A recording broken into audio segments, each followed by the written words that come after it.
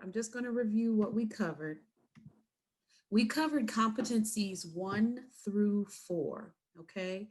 And competencies 1 through 4 were knowledge of instructional design and planning, knowledge of appropriate student-centered learning environments, knowledge of instructional delivery and facilitation through a comprehensive understanding of subject matter, and then knowledge of various types of assessment strategies for determining impact on student learning. And so what we had you and Bianca do last week were we went through all of the competencies and then we ran through some sample questions, okay? So because you're driving and I want to make sure you're safe, I'm going to jump right into competencies 5 through 8, okay? So key competencies 5 through 8.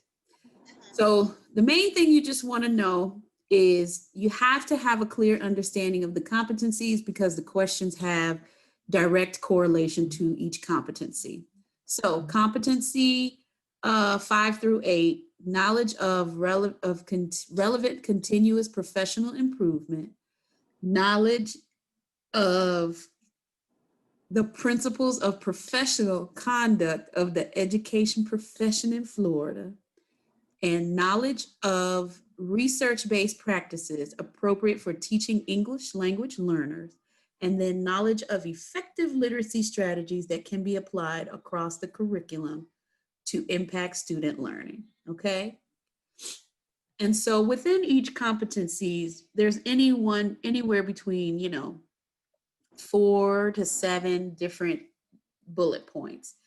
And so I'm not going to go over those simply because you are driving, but I want to kind of get an understanding of when you think about knowledge of relevant continuous professional improvement, what does that mean to you? Okay, well, essentially that pretty much means that knowledge of instructional impression. Okay, so I think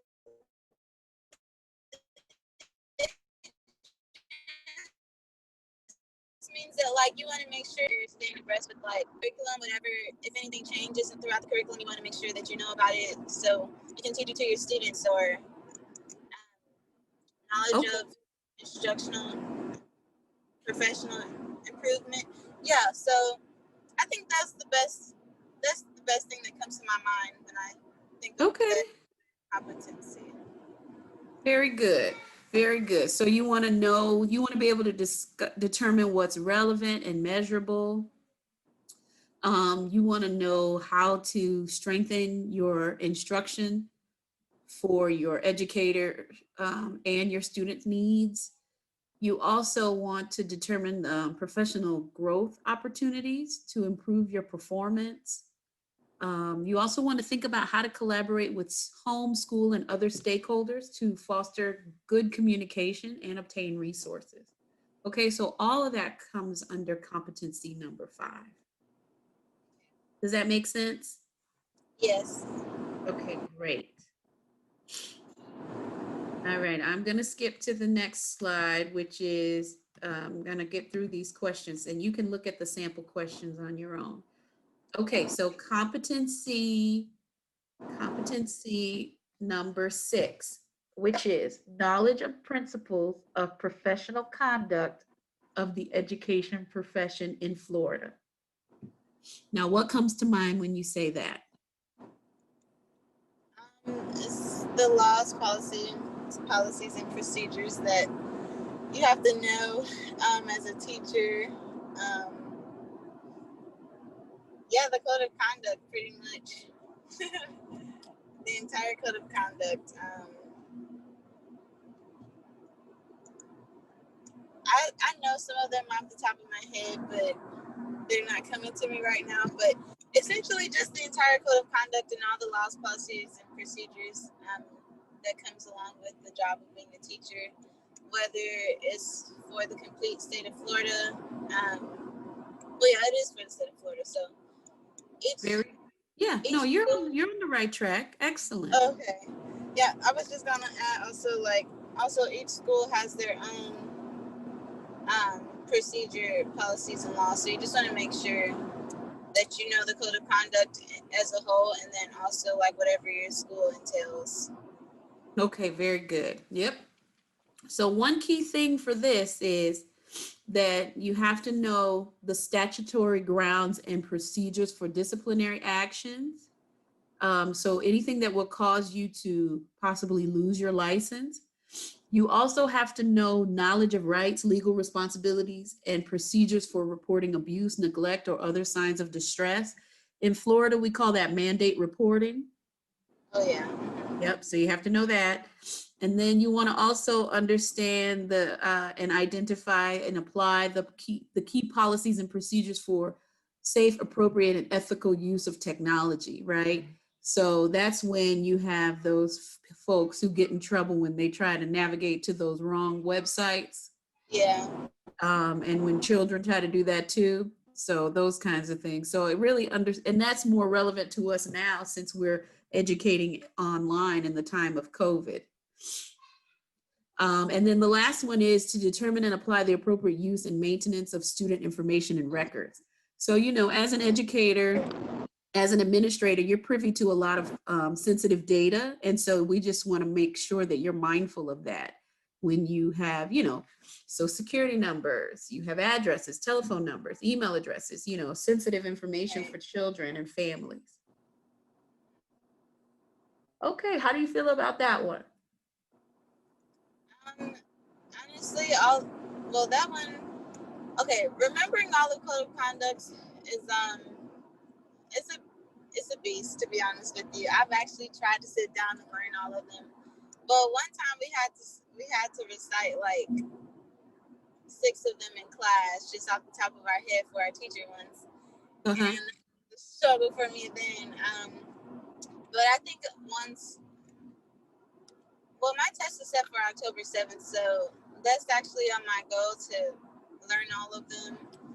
Because while I was taking the test, yeah, like a lot of the questions, they're derived from the code of conduct for this specific section, along with let me think, along with, it was one of the other ones you said. Let me go back. The statutory grounds and procedures for disciplinary actions and the rights, legal responsibilities, and procedures for reporting incidents of abuse and neglect. Okay, yes, that's all over the test, but it's also another section, like it's really heavy. Yeah. Oh, I think, oh, well, I guess it does go under the code of conduct still. Because I was thinking about, like, it asks a lot of questions about what would you do if another teacher did this and that to you, or how would you assess this problem if, like, if you got arrested or something like that. Right. So I guess that is also under the code of conduct as well. Yeah, because keep in mind when you are a student teacher, you know, they do background checks every week. Really? Yes, they run your information. Wow, I did not know that. Yes, it's every week. And so that's why it's so important, because when I used to teach the class where you used to do your field clinical hours, Right. You know, I would get a report if someone had a DUI that weekend, or if someone had, you know, any kind of drug issue, you know, because Wow. you can't be in the schools as a pre-licensed teacher Right. without that. And then when Oh, you wow. become a licensed teacher, certain things will come up on an educator's radar. So you have to be careful. I don't know how many times the information is scanned, but you're constantly under surveillance as an educator. Yeah, this is so true. Yep. So you have to, and I think it's a good idea for you to memorize those principles of professional conduct, because you're going to find that you have questions on here that are directly related to them. So if you know all of them, it will be a lot easier for you. Yeah, studying for this test is a beast, but essentially, like, I just think once you just learn the information, then it should be a piece of cake. Yep, you're right. Okay, so let's move on with competency number 7. Okay, All right, so I'm going to read it for you, and I'll make sure I have this PowerPoint sent to you as well. perfect. Thank you.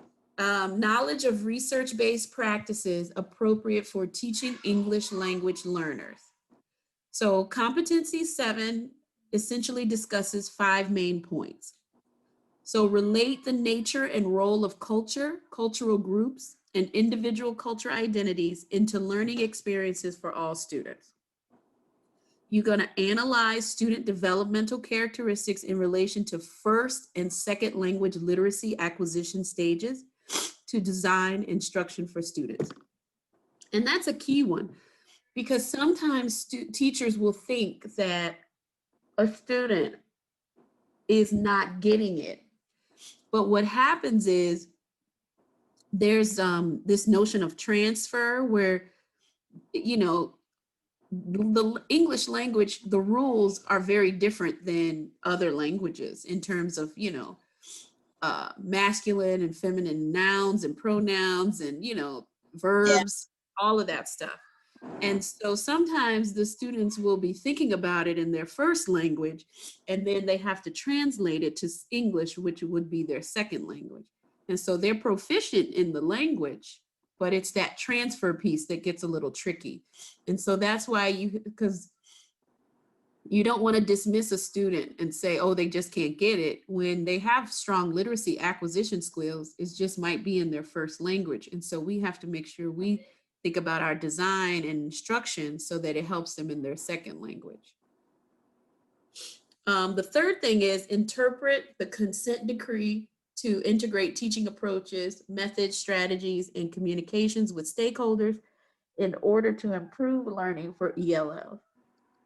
And essentially that consent decree is, you often have to have a translator. You might have to have someone who knows Haitian Creole or something because you're not just communicating to the student, but you have to communicate with the student's, parent or guardian. right. Okay. And then you have to think about, that's also another reason why some districts, they send memorandums home in multiple languages. So, the district that my daughter is in right now, they send it in Arabic, Amharic, English, and Spanish, because those are the primary languages in that community. And so, whereas in Florida, they're going to send it home in Spanish.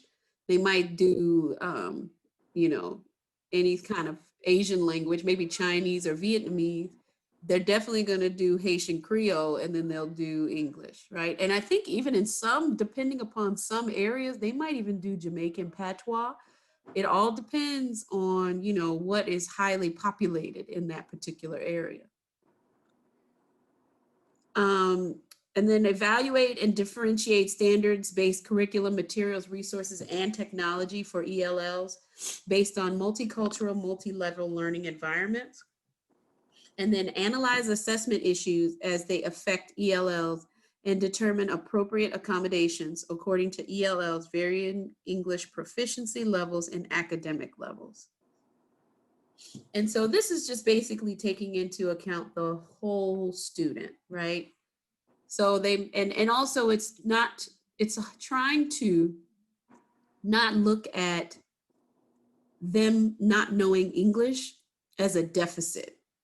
Because if you think about it, to have 2 languages or 3 languages in your repertoire, you're actually highly proficient, right? It's just that it's navigating that second or third language that students have sometimes challenge with. And so we don't want to create these hierarchies where we make students, particularly English language learners, feel inferior because they don't know English. Does that make sense? Yeah, so yesterday, well, this entire week at school, my teacher pretty much gave me the go ahead to be in charge. And Oh, so, good. yeah, yesterday I realized that we had a new student in the classroom. And although she told me on Monday that he was new, I didn't necessarily take the time out to get to know him as I probably would have the previous week because it's just a lot to take in and I'm trying my best. And so, like, I thought my teacher would possibly be there to, like, just to kind of be the monitor around the classroom. But she's been using the time to like get stuff done because we have a lot of stuff to do, but being that half of our students are in person and the other half are online, and we really don't have time throughout the day to reach the online children. So she took the time this week while I was teaching all the classes to get to talk to the online students pretty much. And so yesterday we ended up switching roles because she gave me an assignment to do, but I didn't have it done by the time our first grade class started. So she was like, okay, you just stay here and I'll go to the class and get it started. And then once you get there, you can take over. But once I got there, I noticed that there was the new kid. He was just sitting there, like he wasn't participating or anything like that. So I walked over to him and I tried to get to know him. And I found out that he doesn't even speak English. So then I was just thinking like, oh my goodness, this whole entire week you haven't, like, I just didn't know what to do. So then I went and found the homeroom teacher because usually during music time, the homeroom teacher just kind of goes into their little whatever they like to do during that time. And I asked her, well, what language does he speak? And she was like, oh, he strictly speaks Spanish. And she told me that she used a translator app to communicate with him. I was just like, oh my goodness. But I told my Wow. teacher afterwards, and my teacher was like, oh, I thought I filled you in on that. And I was just like, no, I had no idea. So, Wow. And see, thinking about that is so challenging because the poor child is just sitting there isolated. You know, yeah. you've got to have some inclusion practices, and that's number Yeah. 4. Evaluate and differentiate standards-based curriculum, materials, resources, and technology for ELLs based on multicultural and multi-level learning environments. So, you know, it And might be reminding the class, hey, Jacob is over here and he's still learning English, and so we want to help him. And we're, you know what I'm saying? And also informing the student teacher, that would be helpful. yeah, I was just like, oh my goodness. But I noticed something was off because that particular lesson that she started, half of it was in Spanish, and none of my lessons I have been doing have been in Spanish. So I was just like, why is this lesson in Spanish today? And then I noticed the little kid was just sitting there. So then I went over and was like, okay, well, he looked a little Hispanic, but I didn't want to assume anything. I was just like, okay, well, this was helpful. Yeah, well, that's the beauty of student teaching, is that you get all of the on the job training, essentially. Yes. Yes. All right, so the last competency is knowledge of effective literacy strategies that can be applied across the curriculum to impact student learning. So apply effective instructional practices to develop text reading skills in the appropriate content area. Select instructional practices for developing and using content area vocabulary. Determine instructional practices to facilitate students' reading comprehension through content areas. And then apply appropriate literacy strategies for developing higher order critical thinking skills. Select appropriate resources for the subject matter and students' literacy levels. And then finally, differentiate instruction practices based on literacy data for all students. And so this is pretty straightforward, right? So we know Yeah. that you will have to differentiate your instruction depending upon the varying levels of proficiency in your classroom. And so any comments or feedback on this? Have you been witnessing this while you are student teaching? Yeah, so I asked, well, this happened yesterday too. I asked one of the students to read the board. Well, I just asked a volunteer to read the board.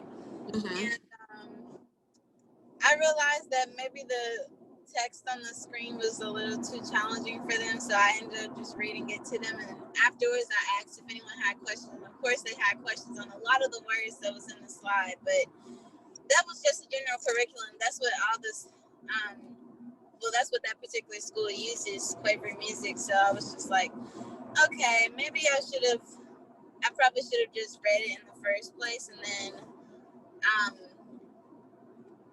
just explained it afterwards rather than having them read it to me first and then realizing that, that wasn't a good idea. And then going back through and explaining it. So. Yeah. No, I get that. I'm with you on that.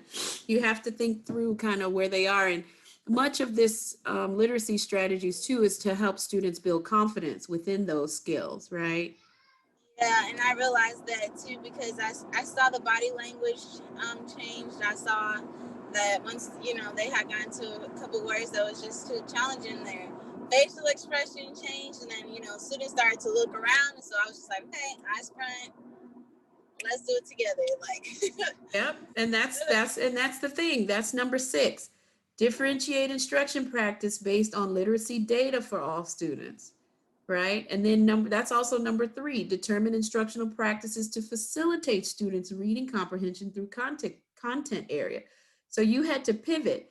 And so that's what I want you to think about too, Amber, is that when you're doing things and as you keep your reflective journals about what you do every day in the classroom, go through the matrix, right, of these competencies and say, oh, I do that. Oh, I do that. Yes, okay, I know how to do it. Because that's what's going to make this test easier for you is when you can make these competencies come alive in terms of how you actually teach on a regular basis. Does that make sense? Yeah, that's a great idea.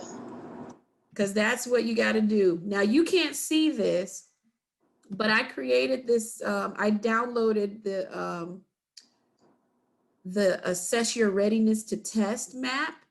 So when you get the PowerPoint, I want you to go to the link that I gave you and then download the Microsoft Word version of it and really go through the competencies and then say what classes or what maybe you see in your student teaching that will help you make these come alive. So Okay. it might be worth it to do it. It's the Florida Teacher Certification Exam Test Competencies Worksheet.